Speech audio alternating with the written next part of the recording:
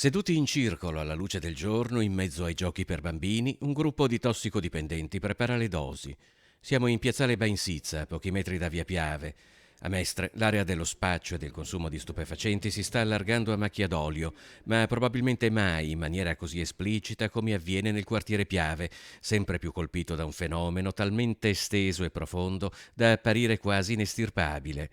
Il video, ripreso col cellulare, è stato postato da un ignoto follower nella pagina Facebook Robe de Via Piave gestita da Giampaolo Conte. È un posto di ritrovo perché la Giostrina c'è lo scivolo dove ci si mettono proprio sullo scivolo e due altalene che ormai i bambini là non ci vanno, ossia non è posto per i bambini quello. Negli angoli della piazza, siringhe abbandonate assieme a fazzoletti sporchi di sangue testimoniano un'attività che, pur avvenendo ormai in tutte le ore del giorno, raggiunge l'apice la sera, quando passeggiare può diventare pericoloso e da anni molti preferiscono chiudersi in casa, quando porzioni di città diventano ostaggio degli spacciatori. Perché non vanno in galera, perché i carceri sono pieni, perché non si può mandarli indietro, chi non ha i documenti.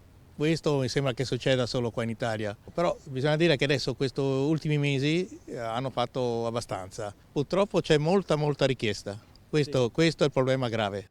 Ma problemi qui ce ne sono di ogni genere, oltre alle spaccate, persino che sabato sera tifosi della Triestina, di ritorno in treno da una trasferta a Padova, ingannassero l'attesa della coincidenza a Mestre, ingaggiando una rissa con i tunisini che girano fuori dalla stazione. Il 24 febbraio, dalle 18:30, un corteo cui hanno aderito 60 tra associazioni e comitati sfilerà contro degrado e criminalità lungo Via Piave fino al centro di Mestre.